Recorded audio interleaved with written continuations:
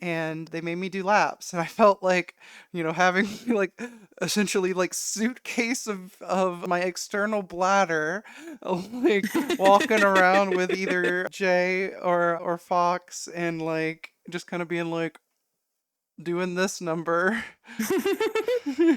It was a really, really cute waddle.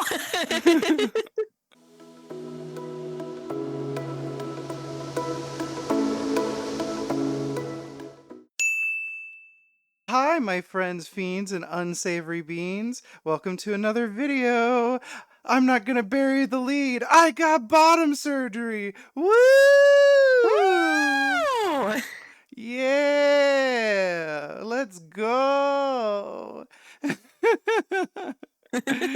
Yeah, so I know a lot of you are going to want to know about the surgery. Ah. And I'm gonna like start there just because I know there are some people that'll really, really want that information. But I have to say, if you like appreciate the vulnerability that I'm going to be displaying, then you should do a like and subscribe.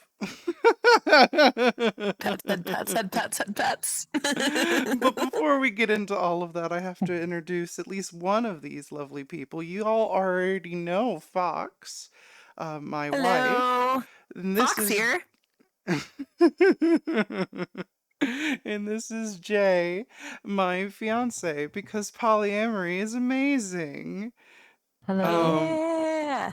I had these two lovely people with me on the trip, so we're gonna go over some medical things that surprised me that even I, a therapist, did not know about the process. I know, someone who works in this field, I didn't know some of these things. And then we will go into talking about kind of the narrative story of the whole ordeal. If I could name one thing about the procedure that I didn't know that I think is very surprising, because I got the peritoneal pull-through vaginoplasty, or to be more specific, the robotic peritoneal flap vaginoplasty, I didn't know they inflated my midsection like a balloon in order to create more space, in order to fold the peritoneal into the canal. And it was super, super painful to absorb all of that air and then pass it. Like at the very beginning, that hurt more than the actual like surgery, like down here pain. Like that was how painful it was. Cause like my doctor was like, "You're gonna feel better after you toot." And I'm like, okay, sure, I guess. But he didn't like explicitly tell me why until like later, and I was like, oh, I was a balloon. We did an up with my abdomen or something. I was actually kind of like high key worried she was just going to like float up and fly away out of her bed. Hyperbole. Anyway, Hyperbole. do you, Jay Bun Nurse, have any like thing that you think was particularly medically interesting that you want to share? I have some things, but maybe you have some things. Well, one thing I realized was that um, I hadn't really taken into account, and to be fair, most people don't, that there is actually a degree of physical therapy you have to go through before you have the surgery. Luckily, Ria was already well prepared and didn't even have to do it. 'Cause So she slid I'm right through that barrier, swole. and yeah, she's strong. But She is I so mean, strong. I there's mean, look that. at I her. mean, one thing I really noticed, and I mean, there are multiple aspects to this surgery that were quite, I guess, eye-opening for me because, to be honest, I wasn't familiar with it. But it was interesting to experience for sure. She mentioned physical therapy in its floor physical therapy, and I knew that was to prevent incontinence, like, so you didn't dribble. And I knew that some people with trauma needed to like relax it more,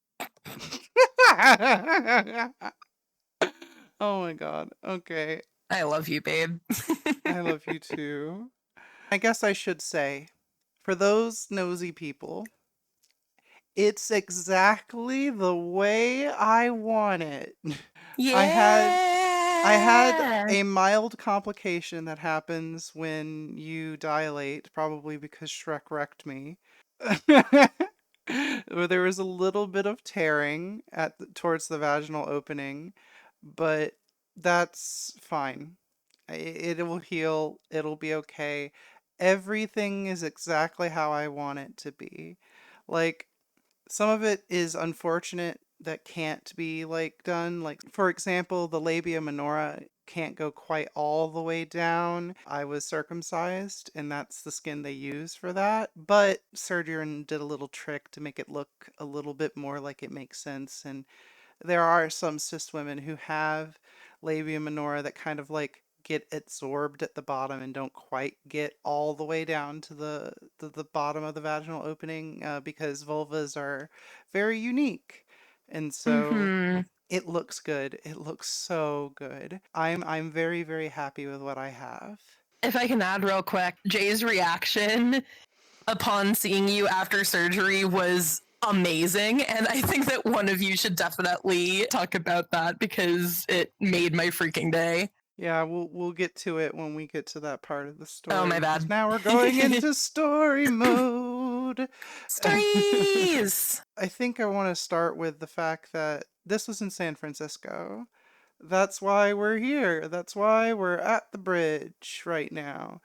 Because, like, this was one of the few things I wanted to see, since we only had like a day for sightseeing before, like, the surgery.tm. Wanted to make sure I got to see it and got to, like, be on it, even if it was only a little bit, and it was great. I really enjoyed it. It was this very big emotional thing. But I'm skipping because the even more emotional thing was going to the Castro. So, for those that don't know, the Castro is a kind of like queer neighborhood in San Francisco. It's where Harvey Milk was the first gay elected politician. He was a city councilor and he was also killed for being gay. It's a powerful like experience. It's like one of the queer meccas of North America. It felt like a homecoming, and to have that as the note just kind of start our journey just was very, very emotional for me. Do y'all have something to share? I guess starting with you, Fox, about like being at the Yeah. Castro. Yeah, one thing that has really stuck with me is during this trip, I was finishing reading one of our favorite authors, Dr. Devin Price's latest book, Unmasking for Life. It's about autism and living your best autistic life. One thing that he said in that book is from personal experience, what makes him feel connected to past generations and his generation, our generation, he's about our age, and the next generations coming up, is because he doesn't have kids or anything like that, he feels connected from queer history and the queer community. And that's something that I strongly, strongly, strongly relate to. Ria and I really value taking care of queer people who are younger than we are and trans people who are younger than we are. I've got someone very special to me in her early 20s who I think of as a niece. We've got a couple of wonderful, wonderful people who found us through Ria's content, who we care for, and that's been fantastic. And getting to be in San Francisco and getting to be in the Castro and knowing that I'm in this historically significant queer place just meant the absolute world to me. And I could tell to Ria and to Jay as well. Walking around and getting to feel like this is where I'm supposed to be. I'm surrounded by people who see me as queer, who understand that I'm non-binary, who don't just see like a cis woman, who see my wonderful wife as the woman that she is, who see my wonderful metamor as the woman that she is. And just this outward vibrant celebration of queer culture, of kink, of trans people, of everybody just getting to be who we are as loud as we want to be was really, really special. Exactly. What about you, Jay? Well, my experience was a little bit of a rehash of what they were saying. Is I just felt like for once I kind of don't have to look, over my shoulder or worry about where I'm going because I genuinely felt like every part of that district was just so welcoming and wonderful. And it just made me think that, wow, maybe I could really live in this city because it was like an experience I've not really had the chance to have a lot living in the South. So it was Mm-hmm. it was amazing. Yeah. I could tell that you had a load off because, like, I know that it can be really, really hard being a trans person that's earlier in her journey in the South. Mm-hmm. And she was It born in it is. Alabama, y'all. It's a little bit Bama. scarier than Atlanta. Mm-hmm. Sweet home Alabama. Not anymore. Jay was like, Yeah. screw this, I'm going to Atlanta. Yeah, I lived out in the country pretty much until Mm-hmm. I met Rhea, so I tell totally you different world. what. But yeah, it was a completely different world. It was this wonderful space. We went to this diner called Orphan Andy's, right? Mm-hmm. Yeah. And it was this like wonderful experience. It was the first thing we did. It was this like, oh, this is queer, y'all. Like, and we had like queer hospitality. Our waiter, like, he found out we were here. We mentioned it was bottom surgery. He's like, oh, you only got 1 day? Well, let me get this map and I'm gonna circle all these things that I think you should do so you can see the city and blah blah blah. And He was so sweet. even if we didn't do everything he suggested because we really just wanted to be in the Castro and see the bridge because like we're old and autistic and a combination of those things makes our bandwidth lower. I'm not that old, but the autism definitely hits. We're not that old, but when you think about like how long trans people have been allowed to live before our generation, we're elder trans folks, and it's weird. It's very, very weird. But yeah. Mm-hmm. He was such a sweetheart. And then we went to the bridge and like I have this picture which putting on the screen where kind of sum up this like kind of majestic energy, like kind of, it's the Golden Gate, right? Like so it was like the gate into my future. And that was kind of what I was trying to capture with that emotional moment. Oh, I know.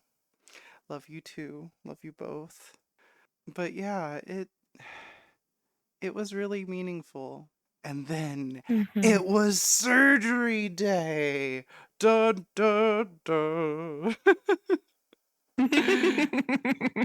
And it's dun dun dun because literally we had to get up at 5:30 in the morning. Oh, Ugh. it was Nobody rough. ever suggest that I do not love my wife, that Jay does not love her fiance, that we will not do anything for this amazing woman. Yeah, that was rough, but we always pull through for you. So Mm-hmm. Mm-hmm. Aw, that's gay. We went to St. Francis Hospital for the surgery because my surgeon had admitting privileges there. By the way, my surgeon was Dr. Min Jun of Jun Surgical, and he was great.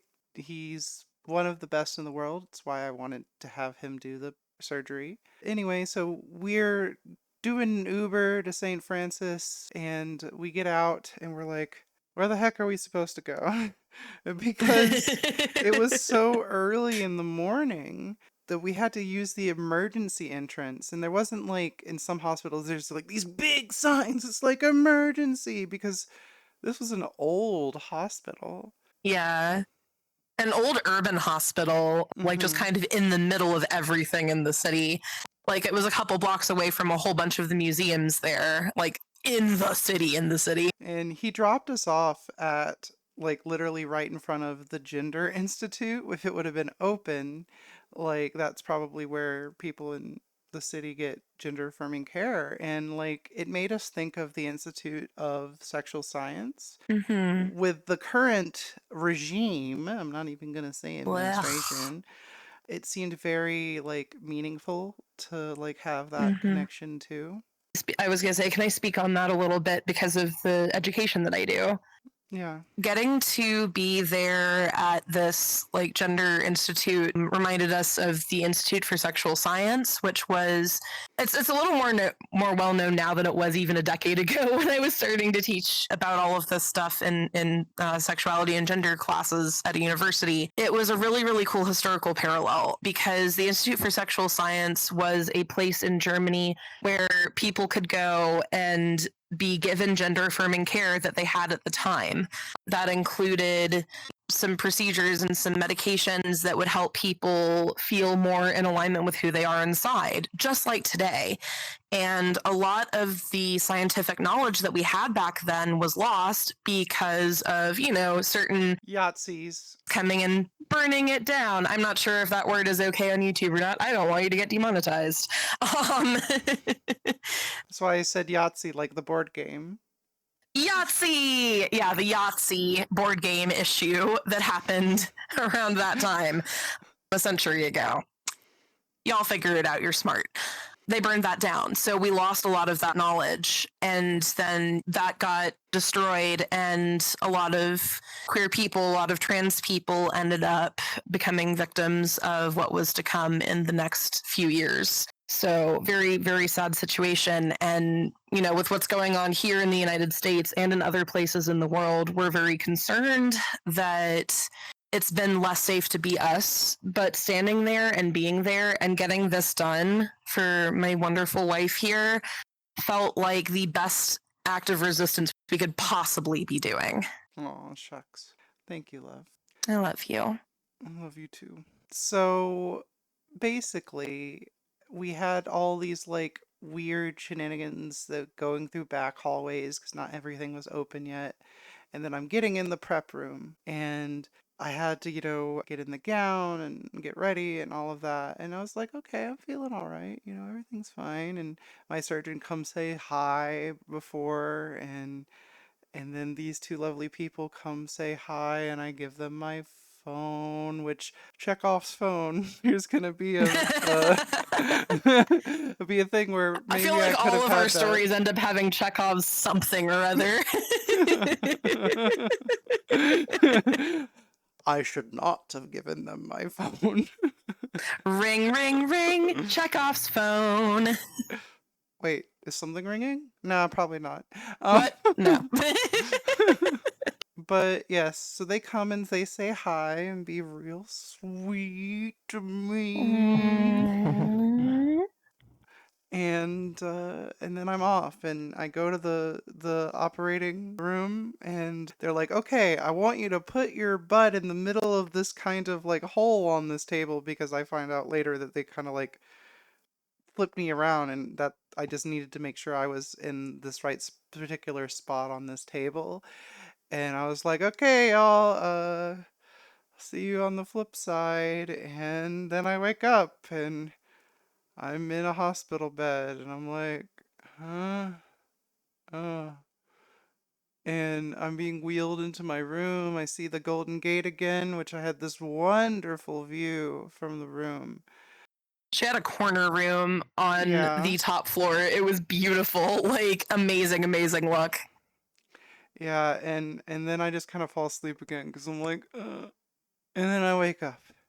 And then I'm like, oh, I would have thought that they would have been here by now, huh? And then I get to eat solid food. Oh my God, we didn't even talk about the day before, Oh, the y'all. liquid diet? The liquid Ooh. diet and the laxatives was so hard, y'all. It was so hard. Because you have to be completely empty to make everything like safer and make it everything easier. There's less pressure in the environment. It was super hard. But then I get to eat solid food for the first time. I'm like, man, this penne is the best like freaking food I've ever had kind of feeling since I hadn't eaten for so long. But then they're not here. Pasta. And I'm like, where are they? And then let's go to their point of view. So what happened after we parted in the morning?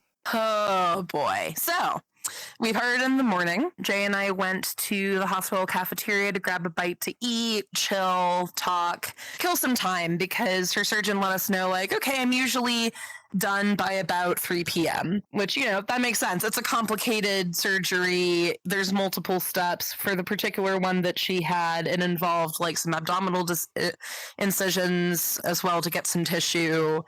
So, it's complicated. It's going to take some time, right? So we went there to chill, hang out. We had a wonderful time hanging out that day, by the way, Jay. Thank you again for your company during this. Of course, I that was the only part I enjoyed of the long day, was hanging out with you. So. Aw, shucks. Oh, God, and that tea. We got some really, really good tea. So we went to hang out. After a little while, we were like, all right, kind of sick of being in hospital, because even though Jay is a nurse, hospitals are not exactly the most calming, relaxing environment. So we were like, all right, let's maybe go for a walk, find something more solid to eat, find a place to chill, get on our computers, use our headphones, live our best autistic lives, so to speak. We went on a nice long walk. Also, one thing I forgot to mention was Justin, the patient coordinator at St. Francis, is this sweet, non-binary being who was just so kind and caring and made me feel so welcomed and like listened. They were wonderful. They were wonderful, and they come up a couple times in this story. The first time was in the morning where like they introduced themselves to me and them, but then they ran into them on the sidewalk. Oh yeah.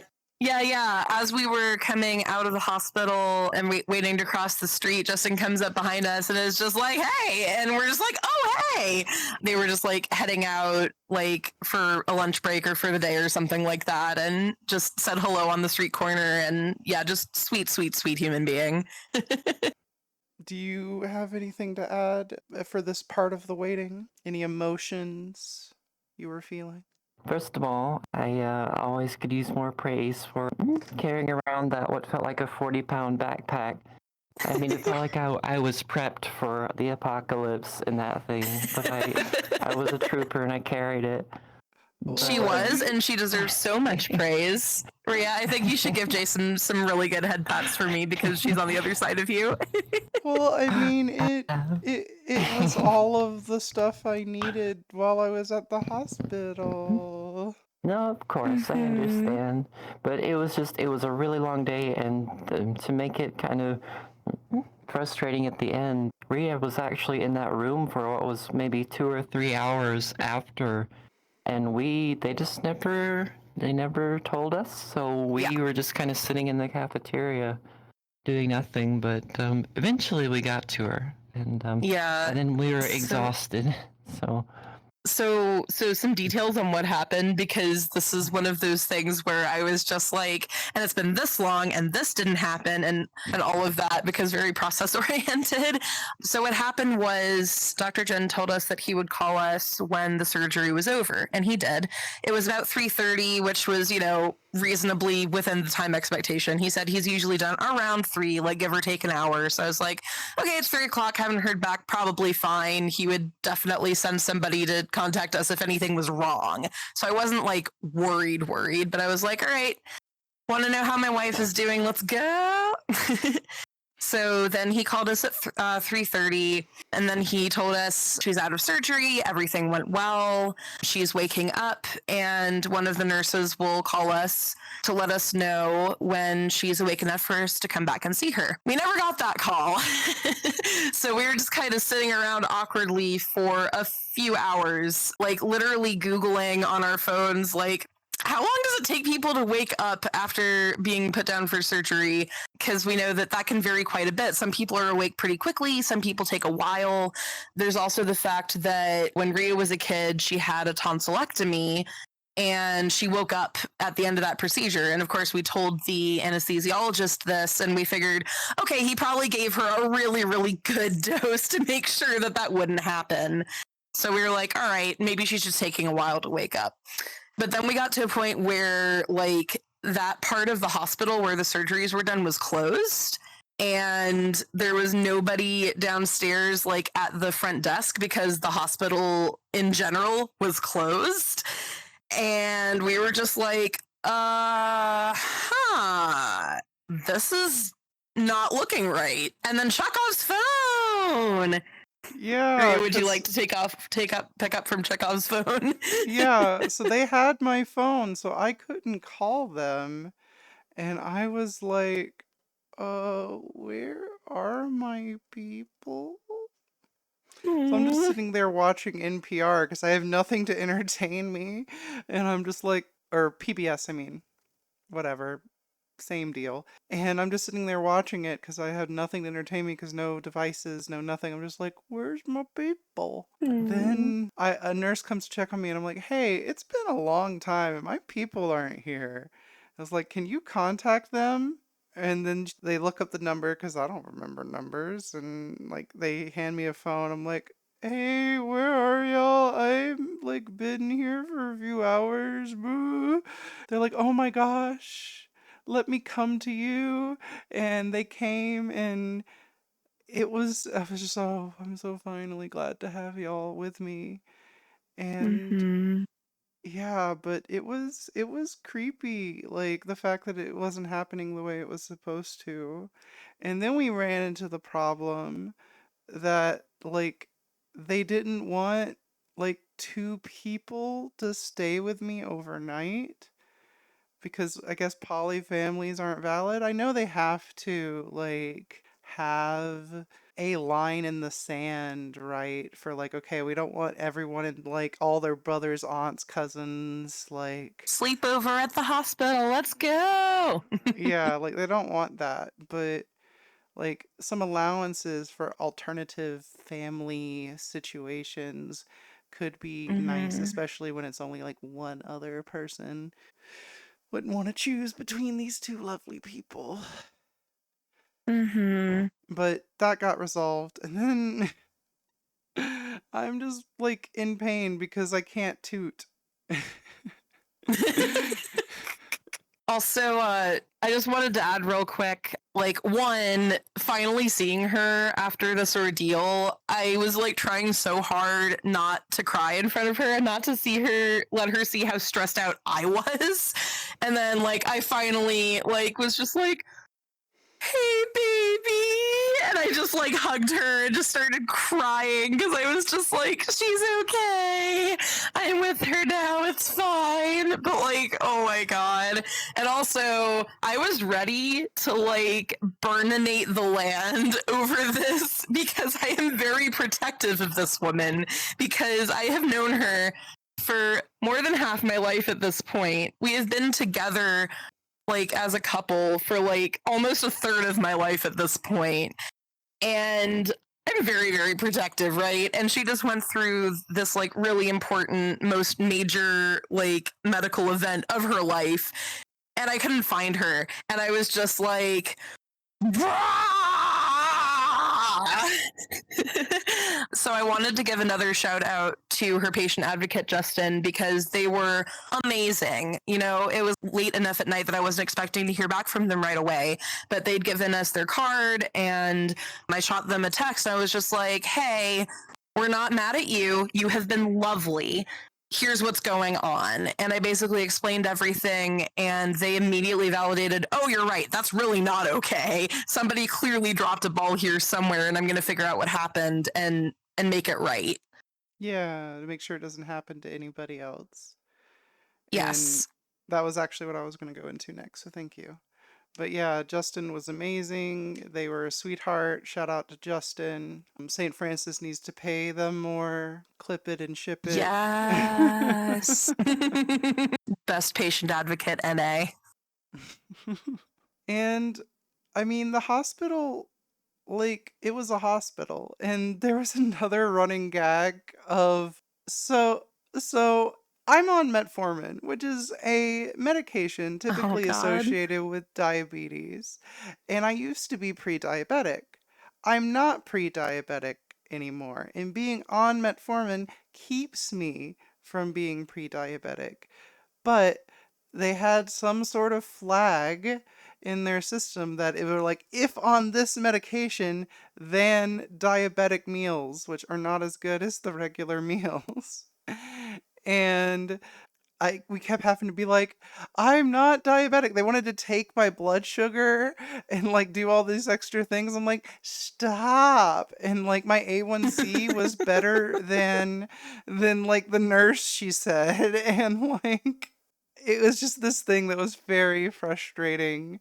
But shout out to this random lady. I don't know her name, but like she was being a sweetheart with passing out the food one morning. And she's like, "You want Hmm. anything to help?" And I'm like, "Give me all of the hot sauce and pepper." Like, insert Ron Swanson here. No, you don't understand. I want all the hot sauce and pepper that you have. And it really helps. I used the like pile of stuff for the entire rest of the time I was there, and it really helped with making the food more flavorful for food that was appropriate to put hot sauce and pepper on. Hmm. Editing Ria, I realized that we dropped the anecdote about when Jay first saw my new bits. Honestly, it was hilarious because she literally soy faced. Like she had this gaped mouth in amazement and wonder, and it was just so cute. Back to the video. They made me walk around. Getting out of bed also was an ordeal because I couldn't slide.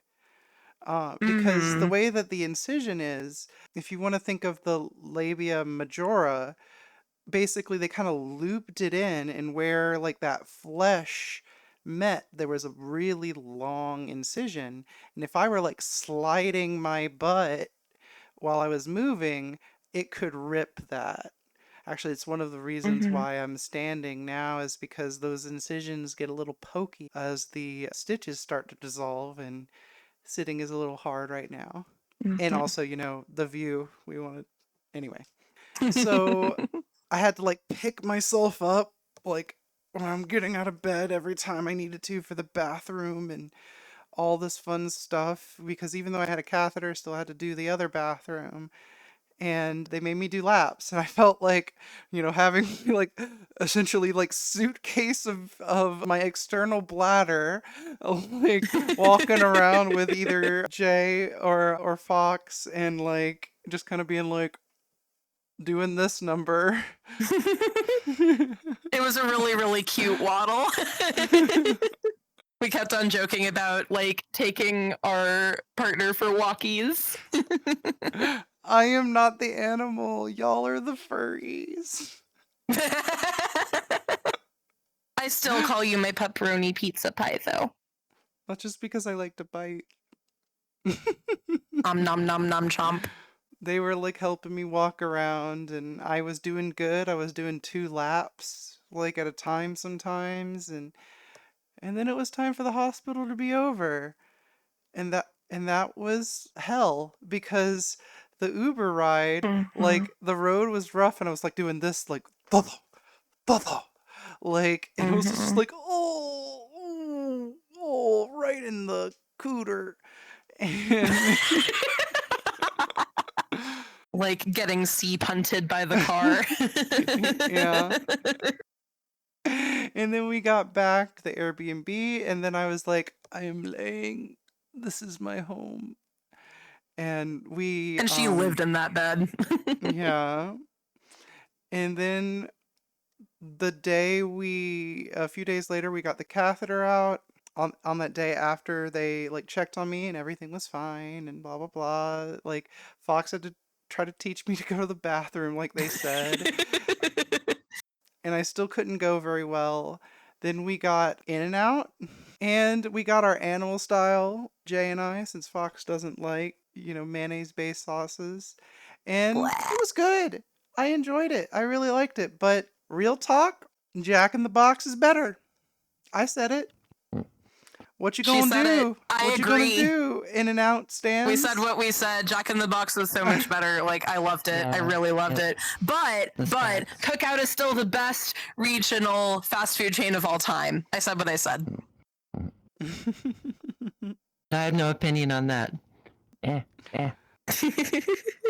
Anyway, that was fun though. It was like our kind of like the last touristy. It's not really touristy, but it's touristy for people who don't live on that place where In-N-Out is a thing, kind of thing we It's like did. people coming to the South and going to Waffle House because they see our Waffle House memes and they're like, okay, what's the big deal about Waffle House? And then they go and they get scared because if it's a good Waffle House, you have at least 3 fights breaking out, ideally with your server. I'm Not kidding. Don't really. be mean to Waffle House servers, guys. They're amazing people. So that was an enjoyable thing, and then there was the crisis in the middle of the night. Oh god. So I couldn't pee, and I was like struggling with peeing, and I was getting in pain. And Fox came to me and was like comforting me, and like I just had a face full of Fox, and I was just kind of like, leaning over into them. And I decided from frustration and kind of sensory overwhelm and a little bit of pain to just kind of like scream into them. And then Jay, nurse brain activated and thought that I was screaming because of the pain, which screaming with pain means go to ER in nurse speak. Mm-hmm. Yes, it does. That's how I interpreted it. So I freaked out. I went into supervisor nurse mode. I was like, you need to go to the hospital now. And so we got kind of heated, but we cooled down and things worked out. But that was a really rough night. Yeah, Mm-hmm. calling my wonderful doctor back home for advice. I don't remember if he said it or if we kind of realized it at the like same time, but and this became my routine for a little while for like I think the better part of a week. I had to pee standing up in the shower, kind of like hiking one leg on the like and like spreading out just to make it like and You like do what you gotta do. yeah. It's better than kidney damage. Yeah, for real. It was so frustrating though to have to make every time I had to go to the restroom an ordeal because like not only did I have to like, pee, I had to rinse off, I had to like use the mild soap to like sanitize, like not really, but clean like everything to make sure there were no infections and like I just kept having to do that over and over and over again. And it was probably the like most frustrating thing other than the fact that I had to dilate 4 times a day. My life for a little while became dilating and peeing. And it was rough, but I mean worth it. Shout out to the game Balatro. That's like all she did during this entire period. That game was a lifesaver. Also, Justin was a fan of it and commented on it when they saw her playing it in the hospital, and that also endeared us to them. I also started playing RuneScape again. Oh yeah, you also started playing RuneScape. Yeah. Shout out to everyone from Ria's server that was talking about like old games and making us feel old because that inspired her to play RuneScape again. Which, by the way, you can join my server of my little wonderful community for only $1 a month. Buy now. The dollar is just to gatekeep it so trolls don't join. It also helps me, but like it's mostly to keep the trolls from joining. We have fun there. Yeah. Then, I mean, it kind of just became life, you know? We enjoyed yummy food and stuff. Like, we were getting things delivered because none of us are going to cook while we're traveling. And also, like, I'm the chef of the family, not saying that either one of these people can't cook, but it's my passion. And they're like, no, Mm-hmm. and we also just wanted to enjoy the food from a place that we're not from. Like, on our last day, Jay and I, because Fox already went home because they had some things they needed to attend to, got the most yummy sushi ever. Like, oh my God, it was I'm good, still right? so envious of that It was sushi. some of the best sushi I've had in my life. I mean, I would literally fly over there just to have that sushi again. It was amazing. So Also the dumplings we got, like we got bao dumplings, and Oh, the oh ball. my god, they were delicious. I think I got like pork ones, and what did y'all get again? chicken and fish. Fish. Hmm. Jay Jay is really also a likes shark. fish. Yeah. Yeah, any chance I get.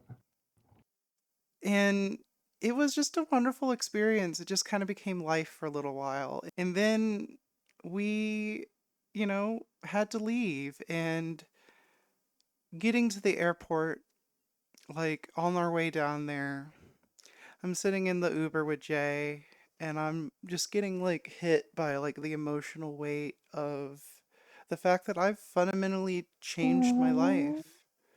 Like I've done something where like I've made it where I've made a decision that like changed the whole like rest of my life, and it was really heavy. Hmm.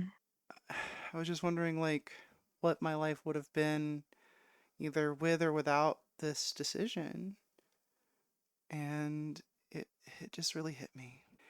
And then we got to the airport and my bag got checked by the TSA because I forgot to take my laptop out, and I'm like, oh gosh, I'm in like pain and I'm hurting, and I'm like, oh no, okay. And they put it through again, and then they had to check it again because there was something solid in the bottom of my bag. And it was my dilators because I had a friend once upon a time put her dilators in her checked bag and they lost it. And I was like, nope, not gonna have that happen. So I had them in my backpack. I was just like, this is a medical device. It's something I use. I just had surgery. And he's like, okay, well let me like huddle up so no one else kind of looks at it. Like, and he was like being relatively understanding about it. Then we got to our gate after the longest walk. It was such a crazy walk to get to where we needed to go. Then we get to the gate, and I take two Percocet because I'm like, all right, if we're going to get on this freaking plane, I'm going to make sure that I am not going to hurt. Because remember, sitting is hard. And it's like what, a 5-hour flight roughly, I think? A little shy, yeah. But it Yeah. got ended up being 5 hours because Atlanta Airport didn't like clear us for landing, so we're literally doing circles in the sky waiting for them to clear us for landing. Because I've had that this happen once, but not as long as it happened to y'all. I'm so sorry. it's Trump's America. They don't have enough people to like make sure everything's safe. Ugh. I know.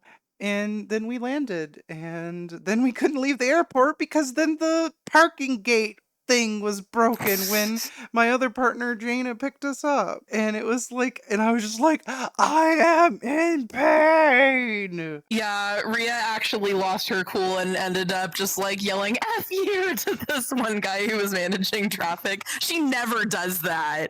Like, ever. I've never seen her get that stressed before. It was not a good time. It was because literally my Percocet was wearing off and like, or it had worn off. And it was because it was the arbitrary capitalism of it all. Like they could have just Yeah. opened the gate and been like, well, we're Just just gonna open the lose, gate. we're gonna lose like $50 of money from these like 5 to 10 cars. At the busiest airport in the world that makes, like, I don't even know how much, like, put up a figure while editing amount of money every day. Like, oh my god. It's a drop in the bucket. Yeah, and that's why I was just like, let us go. Brah! And what a note to end the story on. Also, they were starving because early morning, long flight, and we wanted to go get them food. Yeah. I guess I'll add that, like, as I've been recovering, things have been going well. A small complication I had is healing. Everything is, like, doing the way that it's supposed to. I'm working again from my bed. I'm not going into the office right now because I'm not going to dilate on the therapy couch. That just seems a bit odd to me personally. So I'm only doing remote therapy right now. But yeah, that's life. And it went amazing. Woo! Woo! Yay! Oh my gosh, you know what we didn't tell that we really, really should? What? The name that one of your metamors gave your surgeon, and the name that I gave your wonderful taco. Okay. A metamor called my surgeon the Michelangelo of puss. And go Fox, because I know you want to.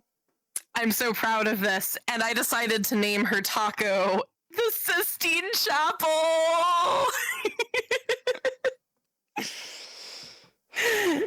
Good night, everybody!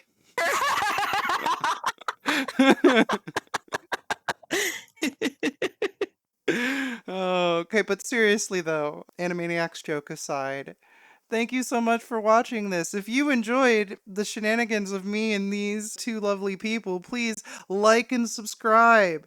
If you learned something, share the video. Is there like a bridge emoji? I'm sure there has to be a bridge emoji. If there's a bridge emoji, put it in the comments or pick a car, I guess, because like driving over the bridge. And tell me what you thought of my story or ask me a question, which by the way, I don't know the exact date because I didn't negotiate it with these two people if they'd be available, but next week after this releases, I'm going to do a live stream where I answer your questions about Woo! this experience in more detail because maybe y'all ask things that I didn't say here.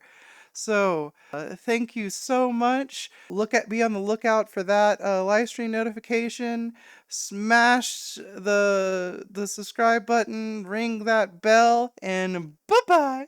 Bye bye now. Bye bye. Bye. Jay, say bye. Bye. That was so cute. Welcome to the magic place of the ink card. I want to give a shout out to the people doing fan art and my $5 plus patrons you see here. Will you please subscribe and ring the bell as well? Check out this video here next. Please do it for me, sweetie. Mwah.